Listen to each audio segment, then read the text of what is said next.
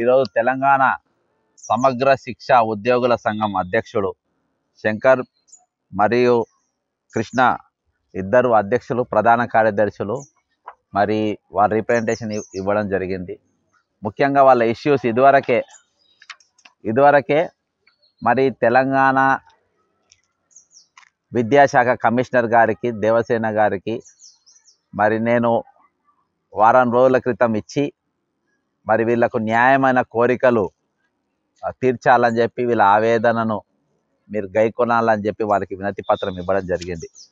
ముఖ్యంగా ఈరోజు minimum wages scale ప్రకారం రోజు ఇప్పుడు కేంద్ర ప్రభుత్వం ఈ ఉద్యోగులకు ఇందులో ఎవరెవరికి ఒకటి APOs, system analyst, technical persons, ఆపరేటర్స్కు, డిఎంఎల్టీలకు, మెసెంజర్లకు, డేటా ఎంట్రీ ఆపరేటర్స్కు, ఎంఐఎస్ కోఆర్డినేటర్లకు, ఈ ఐఈఆర్పిఎస్లకు, క్లస్టర్ రిసోర్సెస్ పర్సన్స్కు, ఇలా పార్ట్ టైం ఇన్స్ట్రక్టర్స్ ఉంటారు, ఆర్ట్, పీఈటీ, వర్క్ ఎడ్యుకేషన్ అని, అంతేకాకుండా స్పెషల్ ఆఫీసర్స్, పీజీఆర్టీ, సిఆర్టీ, పీఈటీలు, ఏఎన్ఎంలు, accountants, craftsmen, computer instructors, watch women's, sweepers, scavengers, cooks, ఇంతమంది ఇక్కడ జాబ్ చేస్తూ ఉండరు, వివిధ హోదాలలో పనిచేస్తున్నారు. ఇంకా ముఖ్యంగా ఇందులో ఒక బాధ ఏంటంటే క్లస్టర్ రిసోర్స్ పర్సన్స్ ఉన్నారు. వీళ్ళు ఒక స్కూల్కి వెళ్ళి ఇంకో స్కూల్కి పోయి అక్కడ ఇన్స్పెక్షన్ చేయాల్సిన పరిస్థితి ఉంది. ఆడ భోజన వసతి ఎట్లుంది, మిడ్ డే మీల్స్ ఎట్లుంది, ఈ సమయం కొంటుంది, దాని క్వాలిటీ ఎట్లుంది, ఇవన్నీ ఒక స్కూల్కి వెళ్ళి ఇంకో స్కూల్కి పోవాలని ఉన్నది. కానీ వీళ్ళకు ఇప్పటికీ 18,000 వెళ్ళి 19,000 వరకు వీళ్ళకు శాలరీలు ఇస్తుండ్రు. అంతేకాకుండా వేరే వాళ్ళు కూడా అదే 60% ఇస్తుందని నాకు అనిపిస్తుంది. గత ప్రభుత్వం చేసిన దోషం ఇది.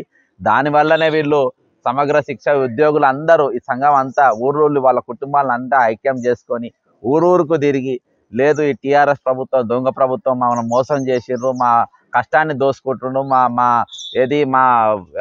మా బలాన్ని మొత్తం క్షీణింపజేసింది వీళ్ళు, కాబట్టి వీళ్ళకి ఓటేయద్దు, మాకు ఏ విధంగా మేము పనిచేసినాము సమాన పని సమాన వేతనం అనే సుప్రీంకోర్టు గైడ్లైన్స్ పాటించి మాకు ఉద్యోగాలు ఇవ్వాలని చెప్పేసి ఈరోజు నల్గొండ అధ్యక్ష ఉద్యోగ సంఘం సమగ్ర శిక్ష ఉద్యోగుల సంఘం అధ్యక్షులు ప్రధాన కార్యదర్శి ఇద్దరు కూడా వినతి పత్రం ఇవ్వడం జరిగింది.